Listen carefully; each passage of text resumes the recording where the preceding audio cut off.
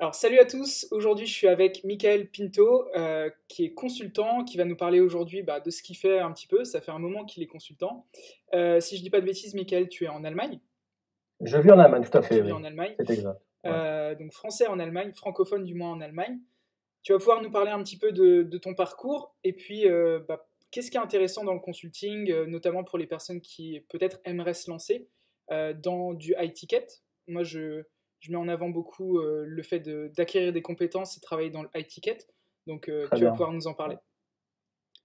Parfait, pas de problème, Léo. Et merci en tout cas pour l'invitation, ça Je fait t'en vraiment prie, pas plaisir. de problème. Est-ce que tu veux peut-être commencer par ton parcours, parler un petit peu aux gens de qui tu es, ce que tu fais? Ouais, pas de problème. Bah, écoute, Michael Pinto, 40 ans, français, né en France, grandi en France, mais je suis donc quand on réfléchit assez rapidement, je suis né en 78 et je faisais partie de la génération qui devait encore faire le service militaire français. Donc je me suis retrouvé à devoir le faire et l'armée française m'a envoyé en Allemagne. Et l'Allemagne m'a tellement bien plu que j'y suis resté. J'y suis resté pour des raisons privées avant tout, parce que bon, je tombe un peu amoureux de la région où je me trouvais. Donc c'était Trèves. Pour ceux que ça dit quelque chose, c'est près de la frontière luxembourgeoise. Ok. Donc c'est pas très très loin de là où j'habitais. Moi, à l'origine, je suis lorrain, donc je viens de Nancy. Donc un petit coucou à tous ceux qui me regardent qui viennent de Nancy. Et puis sur Trèves, j'ai rencontré des gens que j'aimais bien, des gens qui avaient un rapport avec la musique, parce que moi là-bas, je suis quelqu'un qui a fait énormément dans la musique, tu vois, c'est une des choses de mon parcours qu'on ne sait pas trop, du moins ceux qui me connaissent à l'époque le savent. J'ai fait pendant des années du hip-hop, quoi, du rap en fait, tout simplement, quoi. Ok. Rien à voir avec ce que je fais aujourd'hui, mais voilà, à l'époque, j'ai rencontré des gens qui avaient un certain niveau en Allemagne, dans le niveau musical, hein, je parle, et puis j'ai décidé d'y rester. Alors, je ne parlais pas l'allemand, je n'avais qu'un bac en poche, et je venais de finir l'armée. Mais je me suis dit, bon, bah écoute, tu te connais, tu sais de quoi tu es capable, vas-y, fonce. Et puis, je sais pas comment, tu vois, quand on me pose la question, je sais pas trop comment le dire, mais tu sais, il y a cette sensation, tu sais, quand ton ventre te dit, tu sais, j'écoute, je suis quelqu'un de très émotionnel, et je me dis, quand mon ventre me dit, ouais, il y a quelque chose derrière, fais-le, je le fais. Tu vois, Mhm. là, j'ai souvent fait appel à cette sensation, en fait. Si tu Ouais, le gut feeling en anglais, la veux. Voilà, le sensation que tu gut as au feeling. plus profond de C'est tout à toi, fait ok, ça. c'est la bonne chose à faire, quoi. Tout à fait. Et c'est surtout ça qui m'a souvent, qui m'a permis d'en arriver là où j'en suis, mais on va y arriver un peu plus tard. Mais Mhm. pour revenir à mon parcours, comme je te dis, je suis resté en Allemagne en 99, hein, c'était en 99, parce que je ne l'ai pas dit à l'époque, tout à l'heure, au départ. Mais en fait, 99, je suis arrivé en Allemagne, et puis il a fallu que je me débrouille, parce que je ne parlais pas la langue. Et donc, j'ai commencé à apprendre la langue, j'ai travaillé en cuisine chez Pizza Hut. Donc, comme tu vois, ça n'a rien à voir avec ce que je fais aujourd'hui. Mais de fil en aiguille, je suis monté. Et puis, au bout de quelques mois, je me suis retrouvé chez Foot Locker en tant qu'assistant manager. Ok. Ça a été vraiment ma première fonction en tant que manager. Il Mhm. n'y a pas de. Je fais des petits traits comme ça. En fait, quand on est en magasin et qu'on a du personnel, on s'occupe de la caisse, on s'occupe des ventes et tout ça, on est manager dans le sens du terme. Je pense que tu dois le savoir aussi, hein, Oui, parce que oui. c'est exactement le domaine où on a été tous les deux appelés à travailler. Et moi, personnellement, j'ai énormément aimé, pardon, le contact client, en fait, si tu veux, parce qu'il se faisait en anglais, puisqu'on en a énormément de bases américaines, donc du côté de Trèves, il y a énormément de Ami Base, comme on dit. Ensuite, ça m'a permis d'apprendre l'allemand d'une très bonne manière. Et troisièmement, ça m'a permis d'améliorer mes capacités de vente, en fait, si Mhm. tu veux. Parce que c'était de la vente froide, les gens ne voulaient pas spécialement acheter une paire de baskets. Bah, à la fin, ils repartaient même avec un paquet de Les chaussettes, comme tu upsells. connais chez Foot Locker. Voilà, voilà. Et donc, de fil en aiguille, moi, ce que j'ai fait, j'ai commencé à postuler, en fait, si tu veux, dans des professions ou alors pour des jobs où j'avais pas du tout le niveau.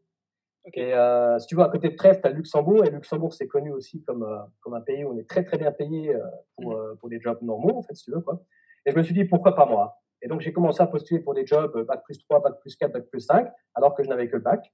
Ça a fonctionné au bout de la centième fois. Donc, tu vois, j'avais vraiment la hargne et je voulais vraiment que ça fonctionne. J'ai pas lâché le truc. Et puis, j'ai eu une chance, une opportunité. Et puis, de fil en aiguille, en ayant travaillé 1 an et demi, 2 ans là-haut, j'ai commencé à rencontrer des gens qui étaient dans le domaine où j'étais. Donc, j'ai commencé, pour être plus précis, dans le product management, Ok. la gestion de produits, pour une très, très grande société dans le bâtiment, qui faisait déjà des maisons passives, hein, à la fin des années 90 et début des années 2000. C'était déjà impensable d'avoir des produits comme ça, parce que c'était impayable. Une baraque comme ça coûtait 1 million, 1,5 million minimum. Mhm. Et bon, on était au Luxembourg. Et puis, de fil en aiguille, mes employeurs à l'époque se sont rendus compte que j'étais bon dans la vente. Donc, il m'a dit, au lieu de faire de l'achat, tu vas faire de la vente. Et puis, je me suis retrouvé key account manager. Voilà. Ce qui est important aussi, ce que j'ai pas dit, c'est que à côté de de ce rôle, enfin de cette position en tant qu'employé, en 2001, j'ai décidé pour des raisons musicales de créer ma première société. Donc j'étais à l'époque un statut d'auto-entrepreneur, comme on dirait à l'heure actuelle. Ouais. Et c'était dans le milieu musical. Et moi, j'y connaissais rien du tout et j'ai sauté dans l'eau froide. Ça, c'était très très froid. J'avais du mal à nager, mais je m'en suis sorti. Et puis depuis 2001, j'ai pratiquement toujours eu une petite société en fond qui tournait, quoi. Voilà. Ok. Et donc, sur le plan du statut d'employé, je me suis retrouvé en 2003-2004 à complètement arrêter le tout. Et je me suis mis complètement dans le statut d'entrepreneuriat. Et là, j'étais dans le milieu du management musical. J'avais monté une équipe de beatmakers, comme on dit. Ouais. Et j'étais moi-même manager de ce conglomérat de spécialistes musicaux, en fait, si tu veux, quoi. Et puis, j'ai géré ça à l'échelle européenne. J'ai pas fait les États-Unis, tout ça, parce qu'on avait un manager sur place. C'est pas les mêmes lois, c'est pas facile. Et puis, je voulais pas le faire, simplement. Voilà. Donc, ça, c'était sur le plan musical. Sinon, j'ai fait pas mal de ventes de produits entre-temps en fond. Comme je disais, toujours eu des statuts d'entrepreneur en fond. Et puis, je pense que ce qui est important sur cette interview, c'est surtout qu'en 2008, j'ai eu ma reconversion vers le consulting. Comment ça s'est fait? J'ai rencontré dans une soirée quelqu'un qui était partenaire, associé, comme on dit en français, donc partner dans le jargon des conseillers ou des consultants. Partner, c'est quelqu'un qui fait partie de la direction et qui a, après un statut de manager, directement la possibilité, si c'est donné à la société, de faire partie de la direction et de devenir lui-même, en fait, si tu veux, d'acheter des parts de société, donc associé. Ouais. Et souvent, ils aident à la prise de décision de la société au plus haut niveau, où ils conseillent les dirigeants. Tout à fait. Tout à fait, Léo, c'est ça. Et cette personne-là, que je ne connaissais pas du tout, on a commencé à faire du small talk, donc on parlait de tout et de rien, en fait, si tu veux, quoi. Et puis au bout d'une bonne heure, donc je m'en suis même pas rendu compte parce que la conversation était très agréable. Au bout d'une heure, il m'a proposé en fait d'avoir un entretien d'embauche, en fait, si tu veux, pour faire une reconversion dans le consulting. Ok. Moi, en étant, je n'irais pas dire naïf, mais j'ai dit ouais, pourquoi pas, ça sonnait intéressant parce qu'il a vendu le truc vraiment d'une manière sexy. Et puis en fait, j'ai accepté l'offre. Et puis depuis 2008, je suis consultant donc en gestion d'affaires. Le terme exact dans notre jargon, c'est management consultant, comme on dit. Et donc depuis 2008, je suis dans le conseil. Entre 2008 et 2010, j'ai fait les classes parce que je ne connaissais rien du tout. Hein, donc j'étais vraiment ce qu'on appelait un trainee. En 2010, j'ai eu ma première équipe. On m'a fait confiance, on m'a dit ouais, tu as évolué d'une manière assez rapide. Tu n'as pas fait les études, mais tu es quand même déjà arrivé à un certain niveau. Donc j'ai accepté le défi, en fait, si tu veux. Et entre 2010 et 2012, j'ai fait mes preuves. J'ai commencé à faire de la gestion de projet, en fait, si tu veux. Donc j'étais plus seulement consultant, mais gestionnaire de projet. Bon, vraiment junior, hein, attention, il ne faut pas rendre à César ce qui appartient à César. Et puis en 2012, j'ai eu une très belle offre de mes futurs partenaires ou futurs associés qui m'ont proposé de devenir moi-même associé et membre de la direction. Donc depuis 2012, j'ai été donc membre de la direction d'un petit cabinet de conseil en Allemagne. Et entre 2012 et 2017, hein, je vais aller plus vite quand même, parce que vraiment je peux en parler pendant des heures et des heures, Léo. Comme tu vois, il y a énormément de choses à raconter, mais bon, c'est pas spécialement que le but de l'interview. Entre 2012 et 2017, je me suis retrouvé donc à scaler les différentes affaires qu'on avait au niveau de cette petite société. Et de petites sociétés, on a commencé à en créer d'autres. On a fait de l'investissement, on a investi dans des parcs solaires, dans des, je sais pas comment ça s'appelle en français, des wind parks. Les éoliennes. Des éoliennes, voilà, des parcs d'éoliennes donc dans le sud de l'Europe. Et puis, on a commencé à créer des sociétés dans d'autres pays, même aux États-Unis, en Espagne, dans l'immobilier, donc dans l'investissement, en Autriche. On a créé, en Autriche, qu'est-ce que je raconte? En Hongrie, voilà, c'est comme ça que ça s'appelle en français. On a créé une société donc, qui faisait de l'outsourcing, donc nearshoring. Je pense que tu connais l'expression nearshoring qui, donc, en fait, permet, pour un certain prix qui est très bas, donc d'avoir de très, très bons services et une très bonne qualité. C'est ce que les grandes sociétés adorent, pouvoir outsourcing ce qu'ils font. Je ne sais pas comment ça se dit en français. Délégué. Délégué, ouais. Bah, tu vois. Je suis désolé de ne pas avoir spécialement les bons termes en anglais, mais moi je travaille principalement en anglais et en allemand surtout. Je perds mon vocabulaire aussi énormément. C'est difficile parfois. Ouais. Et c'est ça le truc, et c'est ce que je vois quand je me présente, quand j'explique ce que je fais, des fois, j'ai pas spécialement l'expression. J'ai travaillé avec pas mal de francophones, hein, et c'est pas le truc, mais bien souvent, c'était des grands projets internationaux, donc on parlait en anglais, ou alors ils parlaient en allemand. Voilà. Ouais. On se rend pas compte, des fois, les gens pensent qu'on est hautain, etc., quand on utilise des mots anglais, mais Ouais, c'est parce qu'on n'a pas le choix. Parfois, si ça fait longtemps que vous êtes dans un pays anglophone, vous perdez le vocabulaire assez rapidement. tout à fait, Je veux tout à juste, fait. si tu veux bien, revenir sur quelques trucs que tu as dit qui sont super intéressants. Volontiers. La première chose que tu as fait, c'est sortir de ta zone de confort en allant dans un pays où tu parlais pas la langue. C'est une grosse étape. Il y a beaucoup de personnes qui ont peur de le faire. Moi, je Oui, l'ai fait aussi. Hein, je me retrouve énormément dans ton parcours. ouais, D'être parti en Angleterre. Je parlais la langue parce que anglais, c'est quand même plus facile que aller en Allemagne et partir de zéro. Mais c'est un truc super, super important, même si c'est sortir de votre ville pour aller dans une ville qui a peut-être plus de potentiel pour vous. C'est un truc super important à faire. Moi, je l'ai fait plusieurs fois. Je suis venu en Angleterre il y a 3 ans. Je suis reparti en mhm, France, je suis revenu ensuite. Et à chaque changement, j'ai trouvé des nouvelles opportunités que j'aurais pas eu autrement, quoi. Donc rien que ce petit truc-là, c'est super important. Ensuite, deuxième chose que tu as dit, tu es monté dans les échelons. Tu vois, tu as commencé en tant que vendeur, après tu es passé assistant manager, donc tu as commencé à monter dans les échelons. Donc ça, c'est un truc mhm. qu'on voit assez peu. Les personnes aujourd'hui qui sont encore employées et qui se plaisent pas pardon, dans ce qu'ils font aujourd'hui, il y a quand même énormément de marge dans ce qu'ils ont la capacité de faire et des résultats qu'ils peuvent atteindre au sein même de ce qu'ils font aujourd'hui. Tu as travaillé en tant que vendeur dans Ouais. un magasin, est-ce que vous avez l'ambition de devenir manager, assistant manager, passer dans la direction? Toutes ces choses-là, ça va vous apprendre beaucoup de choses pour après devenir entrepreneur si vous le souhaitez. Encore une fois, ouais, je te dis, je me retrouve dans ton parcours. Moi, du coup, je le faisais avec Decathlon. Ouais. Et le fait d'être passé. Alors, moi, j'étais déjà assistant manager pour Lacoste avant. Je suis passé Mhm. manager chez Decathlon. Et tout ce que j'ai appris chez Decathlon, c'était pour l'utiliser ensuite en tant qu'entrepreneur. J'avais déjà cette vision-là de l'utiliser pour mon business. Donc, je faisais Ouais. le maximum de formation. Voilà, j'étais une éponge à connaissances et je récupérais tout ce que je pouvais faire. Dès que je pouvais prendre des responsabilités, je le faisais.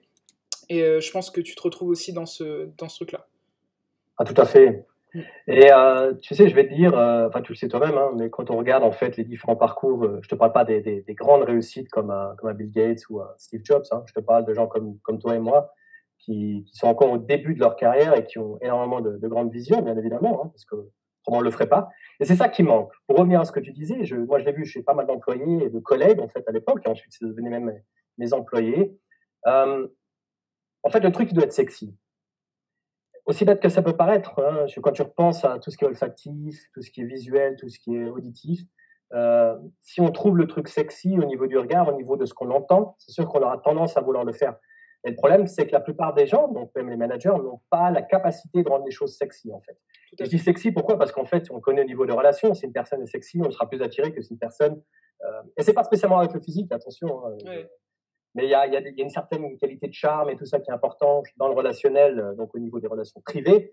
Et moi, je compare souvent les relations privées avec les relations professionnelles. Ça repose souvent sur les mêmes bases. Et sur le plan professionnel, c'est tout à fait ce que tu dis. Il faut rendre le truc sexy pour ceux qui ont la possibilité de le faire.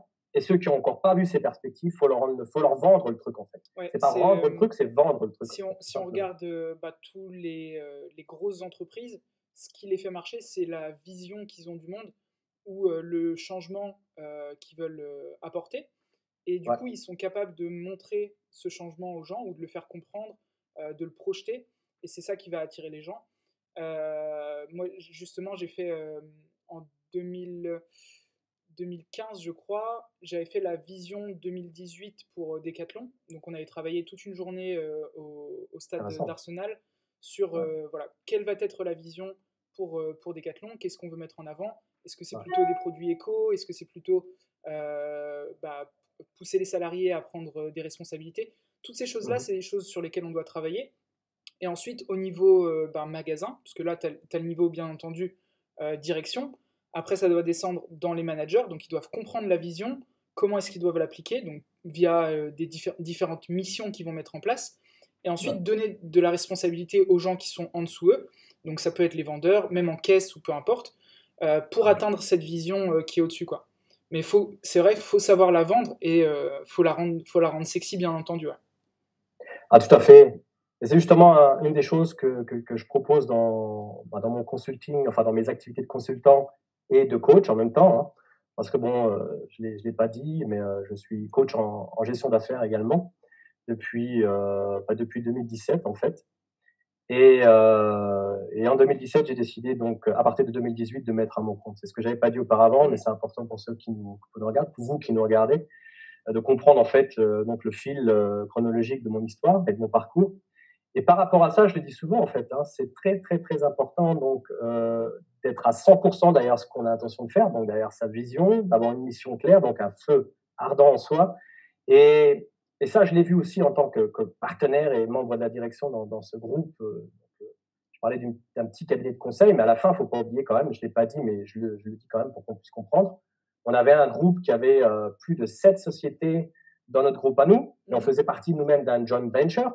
Donc, pour ceux qui ne comprennent pas l'expression joint venture, c'est un conglomérat de groupes de sociétés qui font partie, donc, qui ont des parts de sociétés dans une ou dans un autre groupe, en fait, si on veut. Et par rapport à ça, nous, on faisait déjà, quand je suis parti en 2017, ben voilà, on avait plus de 200 employés et on faisait 20 millions d'euros de chiffre d'affaires. Ok, Et ouais, par donc, rapport à ça, malgré la taille de la société, on restait une société gérée à valeur personnelle, en fait. On n'était à pas, taille on faisait humaine, pas quoi. partie. Voilà. Merci pour l'expression. Tu vois, je suis en train de chercher comment ça s'appelait. Merci, Léo. Et, euh, et là, on s'en est rendu compte aussi. On a fait l'expérience. Lessons learned était clair. Si tu es capable au niveau de la direction, comme tu disais, hein, donc l'overhead, donc d'avoir ta vision et ta mission bien concrète, il est important de la ramener même jusqu'à la femme de ménage. Aussi bête que ça peut paraître, mais il est important que chaque personne ait compris quel est le but et l'objectif principal de la société sur le marché. Mhm. Parce que même, je dis bien la femme de ménage, quand elle te représente, nous on avait en fait, si tu veux, un asset, on avait un énorme immeuble et on faisait de la sous-location donc à des petites startups et à de petites et moyennes entreprises, si tu veux. Et eux, c'était important pour eux de comprendre qui on était sur le marché. Et donc, c'est pour ça que même la femme de ménage, donc, qui travaillait pour nous et qui travaillait pour le bâtiment, devait aussi représenter nos couleurs à nous, Bien sûr, notre les drapeau, valeurs, comme on dirait, ouais. quoi. Voilà. Ouais, de se reconnaître dans ce que vous représentez. Tout à fait. Mhm. Et parce que nous, on voyait de la valeur dans tous les employés, tous les gens qu'on employait. C'est pas parce que c'était une femme de ménage ou parce que c'était un électricien ou quoi que ce soit qu'on avait comme employé. C'était des gens qui faisaient partie du groupe et ils étaient tous considérés la même chose. Donc on avait, si tu comprends bien, et pour ceux qui nous regardent, une structure assez plate, une flat structure en fait. Mhm. C'était pas là une hiérarchie pyramidale en fait. Donc tout le monde était au même niveau. C'est super intéressant. Ouais. Est-ce que tu peux nous expliquer peut-être, bah, pour ceux qui ne connaissent pas, ce qu'est le consulting? Comme je te disais juste avant, aujourd'hui le consulting, on en voit de plus en plus. C'est une Ouais. profession qui est de plus en plus représentée, qui est sexy aussi, hein, faut le dire. Ouais. Mais Tout à fait. en France notamment, ça reste quelque chose qu'on ne connaît pas forcément. Donc devenir consultant, pourquoi devenir consultant, etc. Moi, j'ai connu la fonction de consultant au travers de l'école de commerce que j'ai fait. Là, Ouais. il y avait déjà des gens qui étaient là, moi je veux devenir consultant. Moi, j'avais aucune idée de ce que ça voulait dire. Donc, est-ce que tu peux peut-être expliquer ça? Et notamment, vu que tu l'as dit aussi, le mettre en parallèle avec le coaching, qui est bien différent.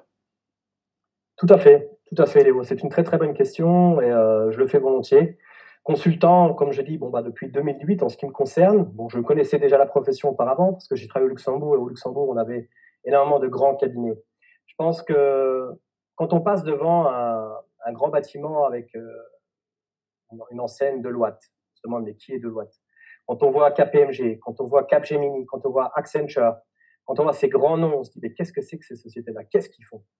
Et moi, j'ai eu la chance à l'époque donc de savoir ce que faisait cette société-là. Donc, il y en a certaines qui font de l'audit, comme on dit, il y en a d'autres Mhm. qui font du consulting classique. Et le consulting classique, en français, ça s'appelle le conseil. Et un cabinet de conseil, qu'est-ce qu'il propose? Eh bien, il propose simplement, en tout cas, moi, ce qui me concernait dans ma branche de consulting, parce qu'il y a différents domaines, comme on peut le comprendre d'après ce que je viens de dire, eh bien, simplement de trouver des solutions à des problèmes. Aussi bête que ça peut paraître, ça peut être la définition la plus simple qu'on puisse donner à l'expression de consultant. Je suis quelqu'un qui résout les problèmes d'autrui. Ouais, c'est Alors, parfait. ça veut dire quoi, Léo? Je pense que Ouais, je t'en prie, Non, non, excuse-moi. c'est parfait, c'est exactement ça, tu peux pas le dire mieux. Résoudre les problèmes Merci. d'une communauté, d'une audience, de quelqu'un en fait. Tout à fait. Et justement, tu vois, nous, on a un parcours similaire, par rapport à certaines formations, par rapport à certaines choses qu'on a fait auparavant. Et tu le sais très bien que la définition que je donnerais encore en plus, c'est qu'on a tendance à croire qu'un consultant, s'adresse directement, donc en fait, on fait du B2B, business to business. On s'adresse pas seulement aux professionnels, on s'adresse aussi aux particuliers. Pourquoi? Parce qu'en fait, le particulier lui-même a aussi des problèmes. Donc, quand on réfléchit bien, un consultant est appelé aussi, parfois, à résoudre des problèmes de personnes et pas spécialement d'une entreprise.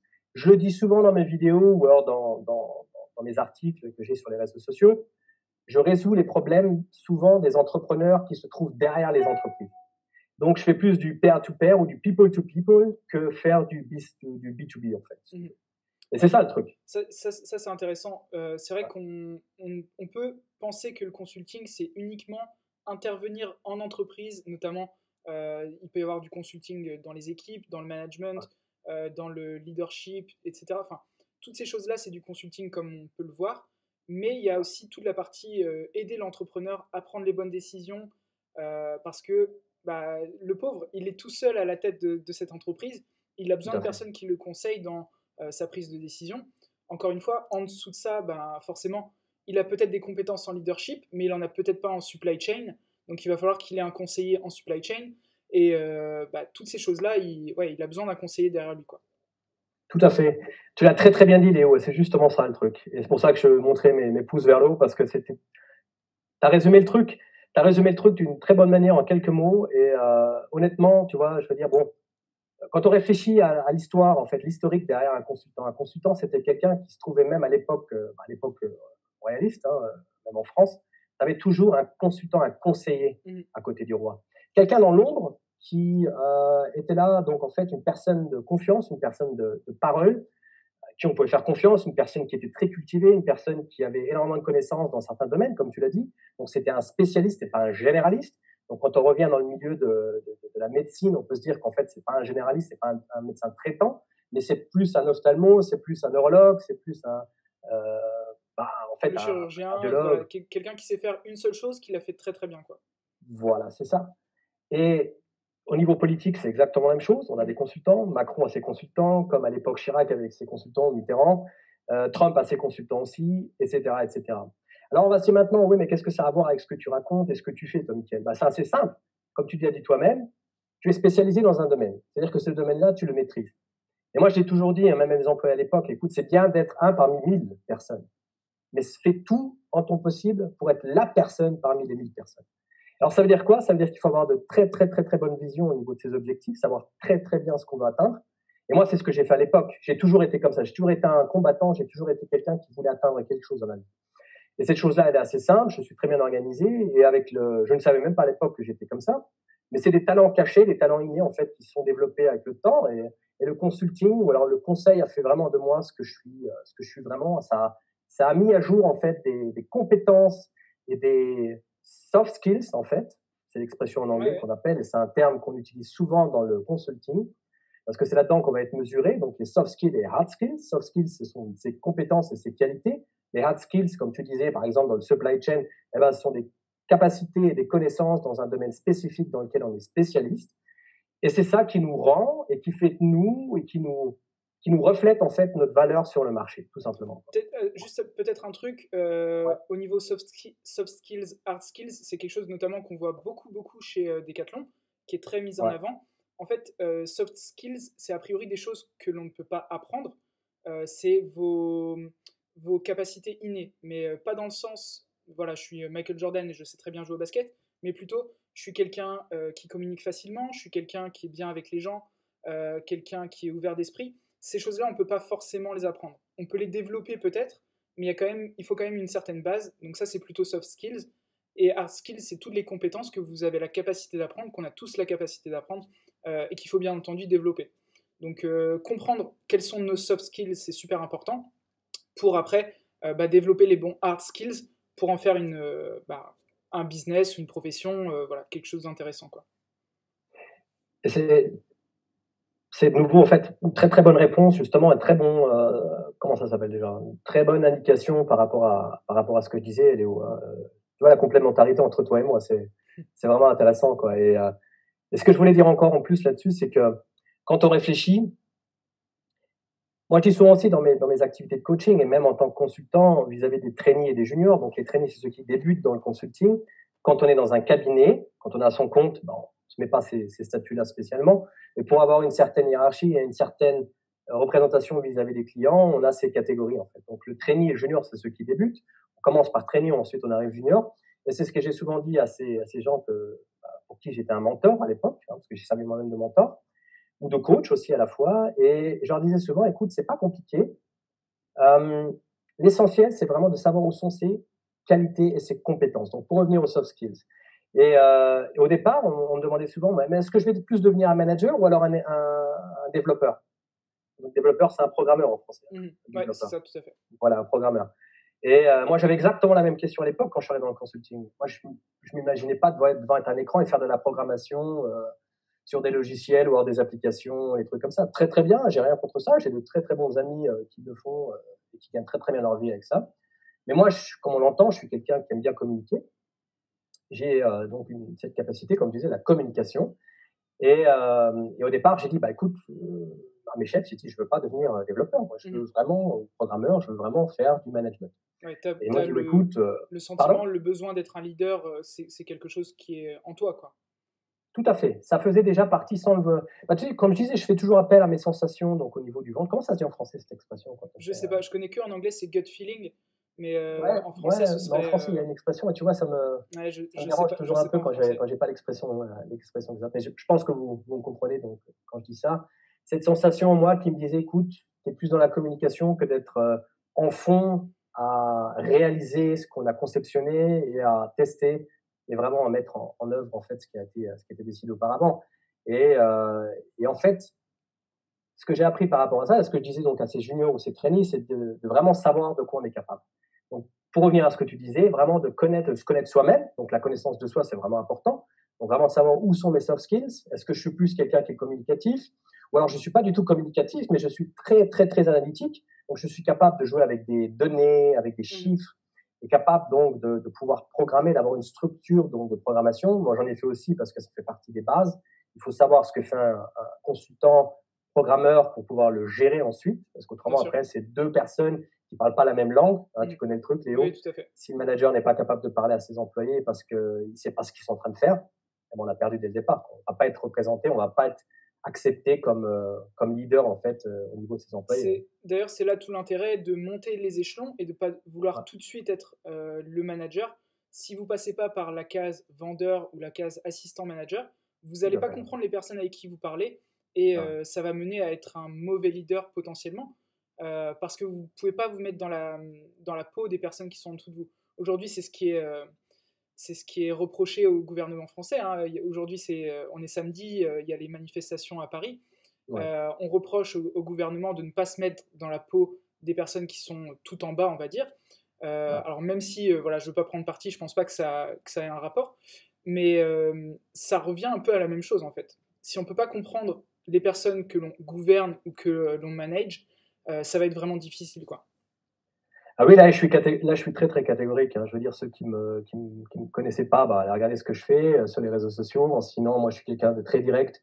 Et je dis souvent, et je l'ai vécu assez souvent dans le consulting, il y a ceux qui font semblant, hein, les wannabes, comme on dit. Et comme tu dis, il y a la théorie et la pratique. Quand tu arrives des écoles, évidemment, tu peux pas spécialement avoir la pratique. Mhm, En général, quand tu as fait des écoles de commerce, comme tu l'as fait, on a quand même une certaine partie pratique, donc qui fait partie d'un must-have, hein, donc c'est mhm, un nécessaire pour pouvoir donc avoir son diplôme à la fin, que ce soit MBA ou alors dans différents d'autres résultats de diplôme.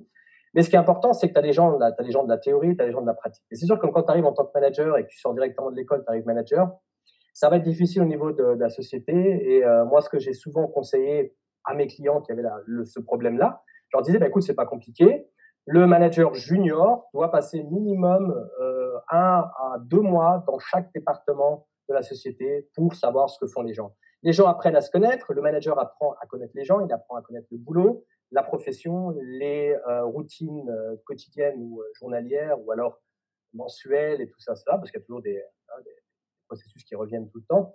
Et quand on comprend ces processus, quand on comprend les gens, l'organisation, les processus, et quand on comprend le système et la stratégie de la société, on peut devenir un très bon manager et on peut ensuite devenir membre de la direction. Si on n'a pas ça, on peut oublier. C'est passer les échelons et c'est poussé d'une manière malsaine, en fait, si tu veux, sur le niveau de la réussite. Pour vous qui me regardez. Ouais, je suis d'accord avec toi. Du coup, aujourd'hui, tu es à ton compte. Tu as décidé, depuis cette année, j'imagine, d'être à ton compte. Est-ce que tu peux peut-être expliquer qu'est-ce qui va être différent pour toi aujourd'hui du fait d'être à ton compte? Oui. Et peut-être si tu veux enchaîner, aujourd'hui, donc tu es présent sur les réseaux sociaux notamment, tu as une chaîne YouTube, etc. Pourquoi est-ce que c'est important pour toi de potentiellement faire passer ton message, comme on disait tout à l'heure, tes valeurs, etc., au travers des réseaux sociaux?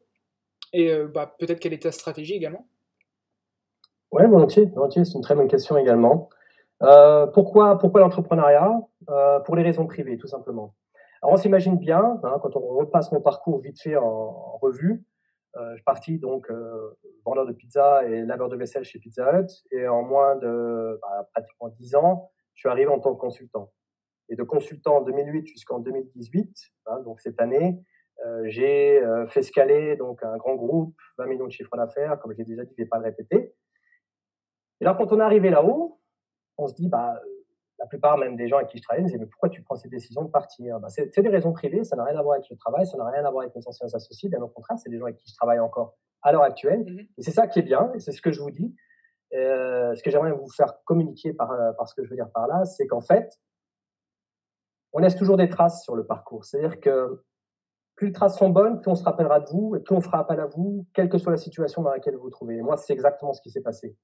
En ce moment, je travaille avec mes anciens associés. Vous imaginez, je travaille avec mes anciens associés. C'est-à-dire ils sont je suis sous-traitant donc de leurs activités donc en consulting. Et comme ils savent très bien, il y a les clients qui disent je veux travailler avec M. Pinto, mais eux disent aussi Mickaël, on le connaît très bien parce qu'on a travaillé des années avec eux et ils nous ont fait appel à moi. Et moi, ça a été vraiment une des raisons pour laquelle je me suis dit écoute, mets-toi à ton compte. Mets-toi à ton compte. Pourquoi? Parce que j'ai d'autres visions dans la vie que de finir en fait à la tête d'un groupe.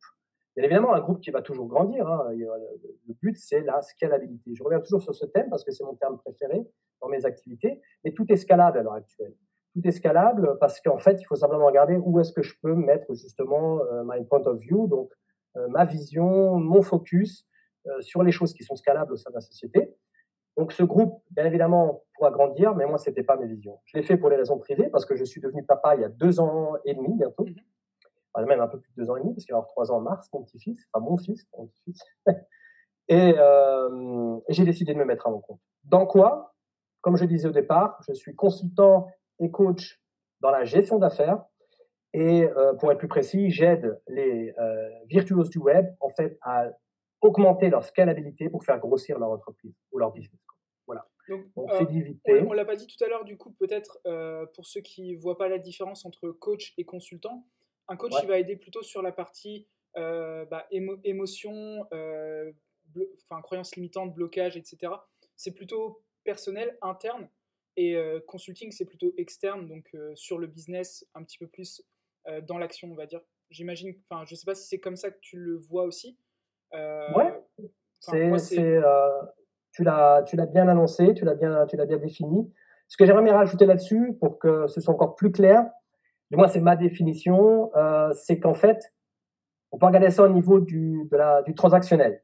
Donc, transactionnel, c'est de faire donc des transactions au niveau d'une chaîne de processus. Ce sont des choses qu'on fait l'une derrière l'autre. Le consultant, qu'est-ce qu'il fait? Il apporte une solution. Donc, c'est lui qui apporte la solution. C'est lui qui est la tâche. C'est lui qui exécute.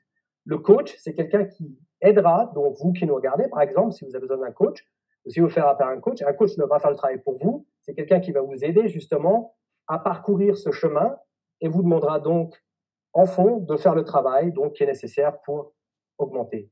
Moi, par rapport à par rapport à mes activités de coaching, donc j'aide des entrepreneurs, donc des leaders, des virtuoses du web, à donc scaler leur activité ou leurs résultats. Et je parle de résultats, je ne parle pas de chiffre d'affaires. Donc un résultat, un profit, je veux dire, parce que c'est là-dessus qu'il faut mesurer, pas sur le chiffre d'affaires. Donc à le décupler ou alors le tripler ou alors le quadrupler. Ça dépend des résultats et des capacités des gens. Et donc en fait, le consultant, pour le résumer, c'est celui qui fait.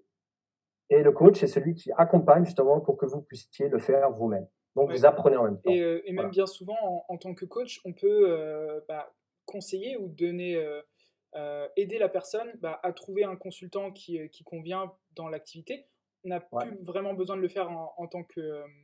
Enfin, je pense que tu vois ce que je veux dire, mais tout à c'est fait. Ouais, ouais. vraiment conseiller la personne en direct sur quelles sont les choses à mettre en place, mais sans avoir à le faire à aucun moment, quoi.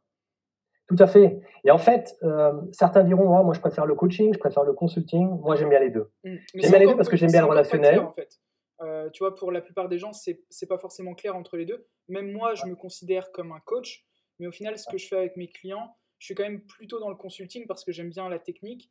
Donc, on travaille ensemble, etc., sur la mise en place de leur stratégie, etc. Tandis Ouais. que dans le cas d'un véritable coach, ce serait peut-être juste euh, lui parler de la stratégie, le conseiller sur la stratégie, et ensuite, il trouve le moyen de les mettre en place. Tout à fait. Et moi, bah, j'ai souvent le défi, on va dire, par rapport à mon entourage, c'est d'expliquer ce que je fais dans la vie. Ouais, La plupart des gens me disent, mais ouais, c'est pour ça que j'arrive plus avec ma phrase, mon message, j'aide les virtuoses du web, donc tout en à fait, fait. augmenter leur scalabilité. Hein. Parce que là, on peut se faire plus qu'une image que de dire, bah, je suis consultant, ou alors je suis consultant en gestion d'affaires ou coach en gestion d'affaires. Ouais, les Surtout quand consultants, on c'est dit souvent management complexe, quoi. consultant, quand on arrive avec le terme, on se dit, bon, bah, oublie quoi. Les gens Ouais. disent oui, oui, mais en fait, ils n'ont pas compris. Et c'est tout à fait normal, parce qu'en fait, c'est un jargon, c'est vraiment un terme technique. Et c'est ça le truc. Et par contre, quand on dit aux gens, bah, écoute, moi, j'aide les gens à résoudre leurs problèmes, ou alors j'aide les gens à développer leur personnalité pour devenir une meilleure version d'eux-mêmes. Hein, et ben, en fait, c'est ce que fait un coach, hein, ou alors en français, on dirait un entraîneur. Ouais, Hein, ouais, au c'est niveau vrai. du sport, c'est exactement la même chose. Un entraîneur de foot, bah, Ouais, il c'est entraîne l'équipe. révéler le potentiel des personnes en. Tout à Ouais. fait. Et c'est ça. Et moi, en tant que consultant, moi, j'ai fait du consulting pour des petites, moyennes et surtout pour des grandes entreprises, donc des multinationales. Je ne sais pas si le terme est vraiment exact, mais multinationales, ce sont des sociétés qui ont des activités à l'échelle internationale. Donc, je parle des sociétés qui font des milliards et des milliards d'euros de chiffre d'affaires. Et le consulting dans la gestion d'affaires, c'est aider justement la direction ou alors la ligne de manager à développer et à optimiser leur processus, à développer et optimiser donc leur stratégie, et puis souvent la mise en opération donc de ces stratégies. Et, euh, et le coaching, c'est plus de développer donc les capacités des managers. Moi, je l'ai fait pour SAP, SAP qui est quand même un très grand fabricant logiciel pour la gestion d'entreprises en fait. Mhm. Et là, j'étais là pour aider justement, comme tu disais, le supply chain. Bon, moi, c'était pas le supply chain, mais j'étais spécialiste donc dans d'autres modules.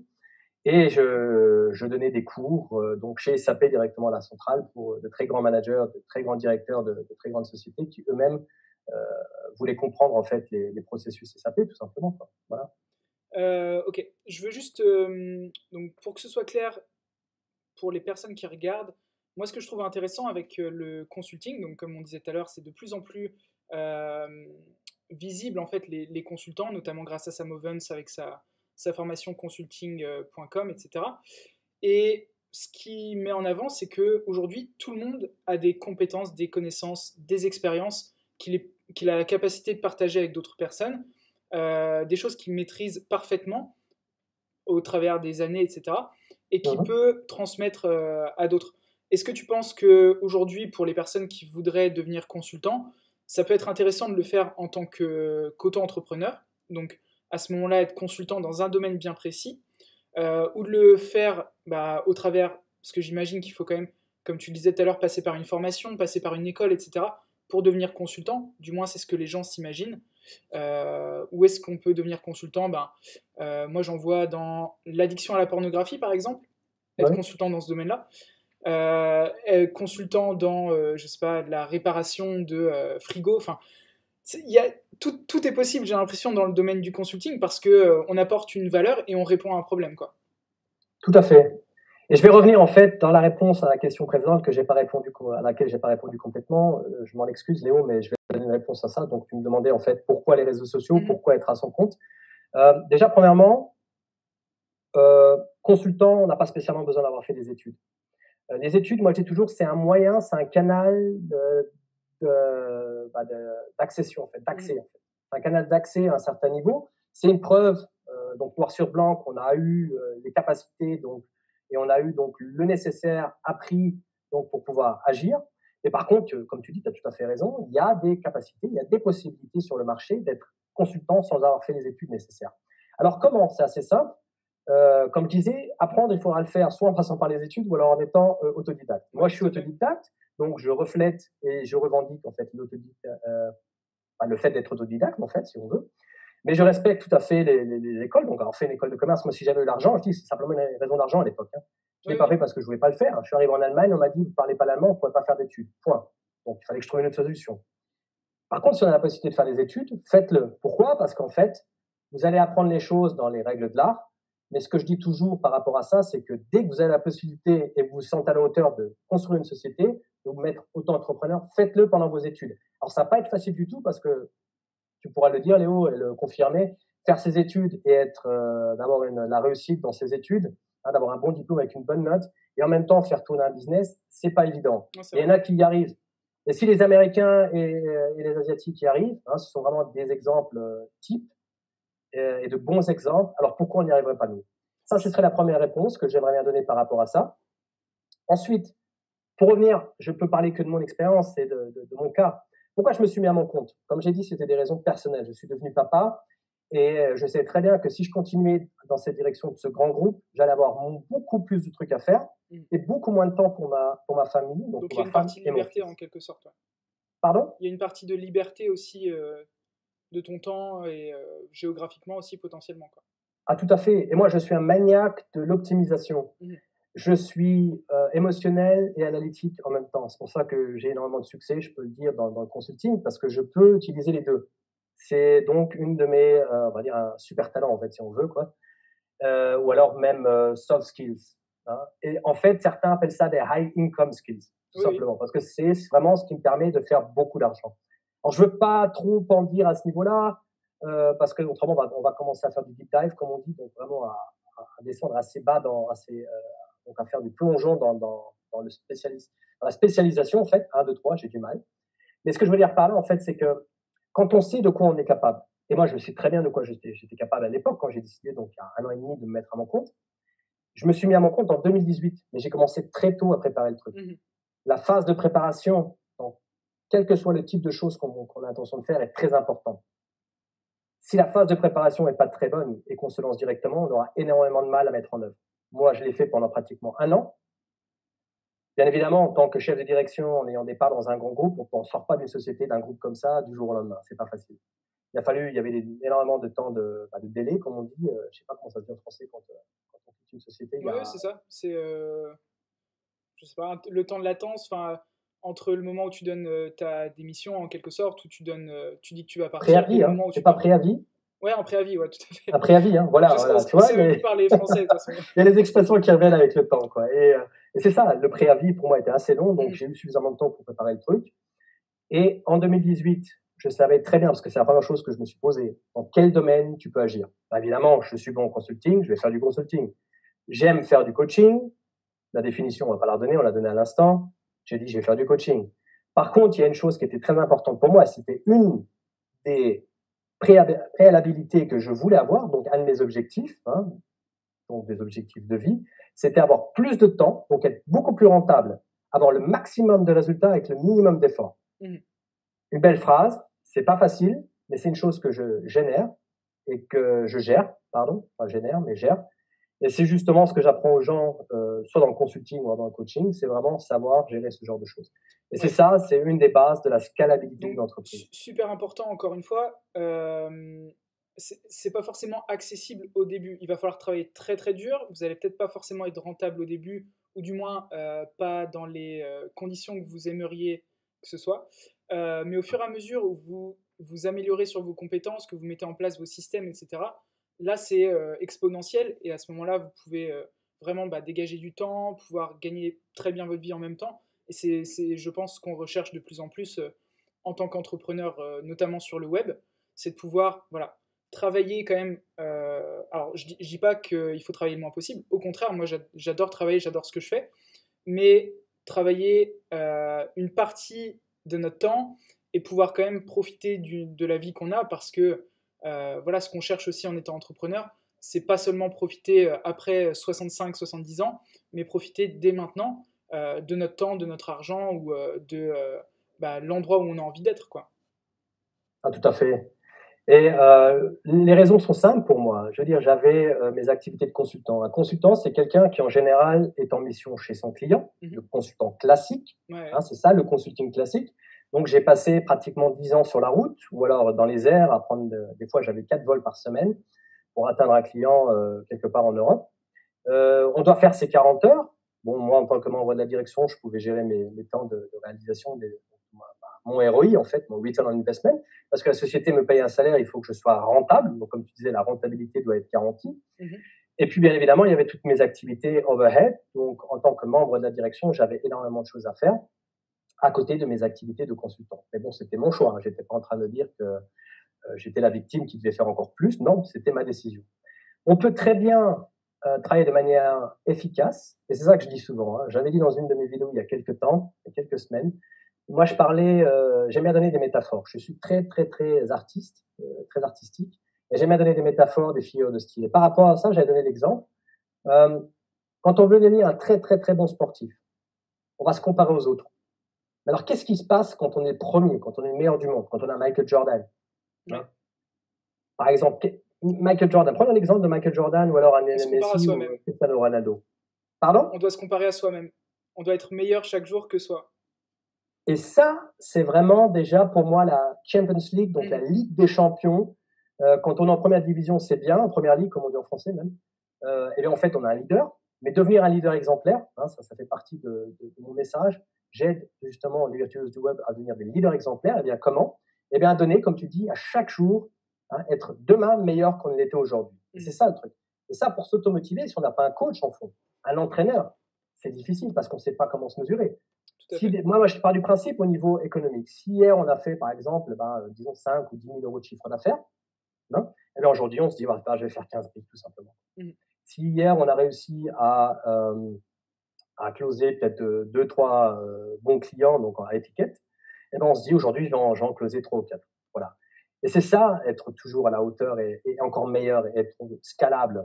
On Il peut y a, scaler son business, mais on peut scaler ses compétences aussi. il y a C'est une ça le truc. personne qui a une super expression sur ça, c'est, je ne sais pas si ça te parle, Bedros Koulian.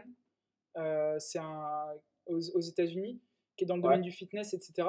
Et il dit que son objectif, c'est d'être à chaque moment de sa vie à son pic, que ce soit physiquement, que ce soit au niveau des émotions, que ce soit au niveau de son business. Il veut jamais revenir en arrière sur ce qu'il a fait. Être tout le temps au maximum de ce qu'il atteint, quoi. Ah, tout à fait. Parce que Et c'est le progrès qui c'est nous fait ça le avancer, truc. ouais. Moi, je travaille énormément, comme je disais, je suis très analytique, c'est-à-dire que j'ai énormément d'outils. C'est ce que je propose aux gens que je coach, c'est d'avoir des outils nécessaires pour pouvoir Mhm. mesurer l'état voulu et l'état souhaité, la différence, le gap, comme on dit, entre ce que j'aimerais devenir et ce que je suis à l'heure actuelle, entre ce que j'aimerais avoir et ce que j'ai à l'heure actuelle. Cette différence, il faut la mesurer tout le temps. Mhm. Moi, c'est ce que j'ai fait pendant des années par rapport à mes clients. On a un plan, mais rien ne fonctionne comme on l'a planifié. Donc, il faut souvent mesurer la différence et pouvoir donc recentrer l'orientation, le focus, donc en fait, sur ce qu'on veut faire. Parce que plus le temps passe, plus on a tendance à perdre ses objectifs de vue. Et Clairement. ça, c'est une des bases du consulting, c'est de pouvoir aider justement ses clients à résoudre ce genre de problème. La plupart des gens qui sont dans le business ont souvent le défi, je ne parlerai pas de problème parce que j'aime pas le terme problème, je parlerai plus de défi, de garder leur propre business vraiment en vue. Et comme Mhm. tu disais, quand tu es tout seul à la tête d'un empire, et tu vas me dire, c'est peut-être pas l'empire de, je sais pas moi, de Lagardère ou de Mouton Rothschild ou je ne sais quoi comme famille, pas Mouton Rothschild, mais de la famille Rothschild par exemple, ou alors les Rockefeller. Mais même si c'est ton petit empire à toi et que à la fin, je parle à toi Léo, enfin ceux qui nous regardent, mais vous aussi qui nous regardez, si c'est votre empire à vous et que vous vous dites comment je peux faire grandir mon empire, et bien c'est vraiment rester focus sur ce qu'on veut faire, mais surtout être à l'écoute, prendre le pouls constamment de son business et de sa situation actuelle. Et c'est Ouais. ça justement que je dis dans mes vidéos. Et pourquoi les réseaux sociaux, pour revenir à ta question, parce que c'est une très bonne question et je veux donner une réponse à ceux qui nous regardent. Pourquoi les réseaux sociaux? Parce que je suis quelqu'un qui part du principe, je sais très bien ce que c'est. Moi, j'ai grandi dans un quartier en France, j'avais pas du tout d'argent. Aujourd'hui, je vis très très bien, j'ai pas à me plaindre. Mais ce parcours, j'ai énormément sué. Quand on réfléchit, ça fait à peu près 20 ans. 20 ans pour en Mhm. arriver là où j'en suis. Il y en a qui arrivent peut-être en 4-5 ans, il y en a qui arriveront même pas en 60 ans. Pourquoi? Parce qu'on est tous différents. Et moi, si je peux aider les gens qui sont là, qui nous regardent, qui sont là dehors et qui se disent, moi, je suis motivé. Et je ne parle pas de ceux qui sont assis avec un paquet de chips avec une bouteille de coca sur le canapé le soir. Je parle de ceux qui lisent des bouquins, qui font des formations, qui sont prêts à mettre la main à la poche. Et quand j'ai la main à la poche, c'est pour économiser et ensuite investir en soi. Mmh. C'est les gens-là avec qui je travaille. Ce sont des gens motivés Qui ont ont envie, vraiment ouais. l'intention d'atteindre vraiment des sommets impensables que personne ne comprend dans son entourage. Tu le sais très Ouais, bien, Léo, quand tu parles oui, dans ton entourage de ce bien que tu sûr. vas atteindre, les gens te regardent et te Ah, disent, c'est, mais ouais, qu'est-ce qui t'arrive, on passe Léo? pour des extraterrestres, même dans notre vie de tous les jours, hein, passer du temps à Ah bah lire, passer oui, du temps à chercher des clients, etc. Les gens nous prennent parfois pour des fous, ouais, et je les comprends parce que tu ça m'étonnes. m'arrive aussi de parler à des gens qui ont zéro ambition, mais quand je dis zéro ambition, c'est aujourd'hui je suis caissière dans un supermarché, Ouais. c'est ce que j'ai toujours voulu être et c'est ce que je vais faire toute ma vie parce que je veux pas faire plus, je veux pas avoir à prendre des responsabilités. Alors je dis pas que c'est une mauvaise chose, si c'est ce qui te plaît, c'est très bien, mais en tout cas c'est pas la vision que j'ai d'une vie intéressante, d'une vie voilà, j'ai besoin de progresser tout le temps. C'est peut-être pas le cas de tout le monde, donc en effet moi aussi je travaille que avec des gens qui ont une idée de la vie qu'ils ont envie d'avoir et puis qui foncent quoi. Il faut des Mm. faiseurs tout simplement. Pas des gens de la théorie, mais des gens de la pratique. Et, et moi, tu sais, par rapport à mon parcours, quand je remets ça en revue, on a tous eu cette éducation, bon, l'éducation nationale simplement, quoi, hein. On te dit, il faut avoir un très bon diplôme pour un très bon boulot. Et quand tu auras un très bon boulot, tu auras un très bon salaire. Et quand tu auras un très bon salaire, tu pourras t'acheter une belle maison. Et puis, tu auras des enfants. Et puis, la vie sera belle. Le problème à l'heure actuelle, et c'est pour ça que les gens manifestent en ce moment, ça se passe pas du tout comme on ne l'avait prévu. C'était pas écrit dans le contrat, bêtement dit. Alors, le truc, c'est simple, c'est qu'en fait, bien souvent, c'est un manque de confiance en soi. Et moi, je ne savais pas à l'époque. Quand je suis arrivé en Allemagne, je savais de quoi j'étais capable, mais je ne savais pas ce que le marché ou le monde là dehors, hein, quand je montre par là, c'est parce que j'ai une fenêtre de ce côté-là, je ne savais pas ce que le monde pouvait m'offrir. Et quand je dis offrir, bien évidemment, c'était pas offert, il fallait vraiment lutter, bosser, s'acharner, se combattre, combattre. Évidemment, ceux qui essaient de te rabaisser, de te casser les pattes pour que tu puisses avancer. Mais c'est ça le business. Plus on monte, plus ça va être difficile. Et je veux pas rabaisser les gens, ou je veux pas, c'est pas rabaisser les gens, je veux pas leur couper l'herbe sous le pied dans le sens que vous dire que ça va être difficile, mais il est bien évident que plus on monte, plus les gens c'est des requins. Et plus les gens c'est des requins, plus c'est des gens qui, il y aura de la jalousie, il y aura de ceci, de cela. Et même dans Bien votre sûr. entourage, les gens ne comprendront pas. Comme tu dis, on passe pour des extraterrestres. Mais l'essentiel, c'est de rester focus. C'est bien de s'adresser à ceux, justement, à qui on peut aider. Le Mm. reste, je ne dis pas de les ignorer, mais tout simplement de rester focus. Et focus, ça veut dire que on est vraiment focus sur son groupe cible, on est vraiment focus sur sa vision, et on a une mission très claire, un feu ardent en soi, et là, après, il n'y a plus rien qui nous arrête. Et Encore moi, une fois, à super l'époque, tu intéressant. vois, Vas-y, pardon? juste dans les trucs que tu as dit, feu ardent, super important. Ouais. Vision claire et rester sur sa vision. N'avoir qu'une chose en tête, c'est cette vision. Donc, pas essayer Ah de oui. faire 10 000 choses, mais d'en faire une. Son entourage, d'avoir un entourage qui nous tire vers le haut. Et si c'est pas le cas, bah, peut-être se séparer ou s'éloigner peut-être des personnes qui vous tirent vers le bas. Euh, enfin, ça, c'est les bases de ce qu'il vous faut pour réussir, quoi. Vraiment les bases. Et après, comme Ouais. tu dis, la confiance en soi, super important. Vous pouvez avoir des super. Moi, c'est mon cas. Hein, techniquement parlant, on va dire que je maîtrise plein de choses. Mais le problème que j'avais, c'était la confiance en moi, d'arriver à obtenir des résultats pour mes clients, etc. Et tu vois, on a besoin souvent de cette validation externe. C'est ce qui Ouais. est, voilà, c'est de plus en plus commun avec Instagram, Facebook, etc. Que les personnes nous valident via des likes, via je sais pas, des j'aime sur nos vidéos, etc. Alors qu'en fait, ce qui devrait vous pousser à réussir, c'est la réussite de vos clients, les résultats que vous avez, et d'avoir que ça en tête, cette vision, aider des gens, aider des gens, aider des gens, quoi, à atteindre ce résultat ou atteindre leur objectif, comme on disait au début, quoi. Ouais. J'irais même encore plus loin dans ce que tu dis, tu vois, c'est que, mais attention, ça va peut-être paraître arrogant, mais je pense pas être une personne arrogante. C'est qu'en fait, et c'est pas moi qui le dis, pour ceux qui connaissent pas Dan Lok, allez faire un tour sur Dan Lok. Pour moi, c'est un de mes mentors digital. Mon mentor Mhm. digital, c'est pas quelqu'un avec qui je bosse directement, pas encore, mais c'est quelqu'un que je suis depuis quand même quelques temps et j'adore comment il pense, sa manière de penser, son mindset et sa manière d'agir. Et lui dit, hein, donc c'est pas de moi, mais c'est la manière dont je pense également, avant tout de faire un business pour les autres, fais un business pour toi. Oui, oui, bien Alors, ça sûr. veut dire quoi? Bien évidemment, regarde déjà que tu sois en bonne position. Et quand tu es en bonne position, donc ici, hein, monnaie, hein, dineros, eh bien, ensuite, tu pourras aider les autres. Pourquoi? Parce qu'en fait, lui le dit lui-même. À l'époque, son papa était malade, il était mourant sur un lit d'hôpital. Il savait qu'il était loin, parce que Dan Lok vit au Canada. Il est d'origine chinoise, donc son père est à Hong Kong. Et il ne pouvait pas lui rendre visite alors qu'il était en train de mourir. Et ça, c'est des situations. Moi, je dis, dans mon côté, c'est similaire. Mon père est mort. Quand je suis arrivé, malheureusement, il était décédé alors qu'il était en train de mourir. Il a fallu que je fasse ces 750 kilomètres. Comme j'ai dit, j'habite en Allemagne et lui, il vit à Nancy. Je suis arrivé trop tard. Et ça, c'est des choses dans la vie où on se dit, merde, putain, si j'avais suffisamment de thunes, j'aurais pu louer un jet privé, j'aurais tout fait. Ouais, Pourquoi? Parce bien que dans sûr. ces moments-là, on pense émotionnel et pas rationnel au niveau de la thune. Ouais, Et ça, quand on l'a atteint dans sa vie, hein, il y a plusieurs étapes. Et quand on a atteint certaines étapes et qu'on veut vraiment avoir l'ultime de l'autosatisfaction personnelle, et bien faites les choses pour vous avant tout. Et si vous le faites pour vous, vous savez pourquoi vous le faites, les gens le ressentiront dans la manière dont vous agirez. tout Et à c'est fait. ça que les gens adorent. C'est pas vrai, Léon? Si, si, Je tout sais à pas ce que fait. tu en penses. C'est tout à fait vrai. Je vais devoir te laisser. Je vais passer après, j'ai un appel avec mon groupe.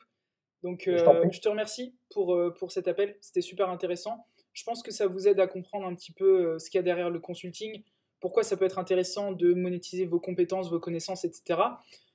Pour rappeler peut-être où les gens peuvent te retrouver, il me semble que tes réseaux sociaux, ça s'appelle Vie de rêve. Vis tes Michael rêves. Pinto, Vie tes Voilà. rêves, Michael Pinto. Donc vous pouvez regarder. Je mettrai également les liens dans la description sur YouTube. Donc vous pourrez retrouver juste en dessous. Encore une fois, je te remercie. Passe une bonne fin de week-end et puis on en reparle sans tarder très certainement. Parfait, Léo. C'est moi qui te remercie en tout cas pour l'invitation. Je suis sur les réseaux sociaux, comme tu disais, donc Michael Pinto, tapez Michael Pinto, vous me trouverez. Et puis, à bientôt. Merci beaucoup, Léo. Je t'en prie. Salut Michael.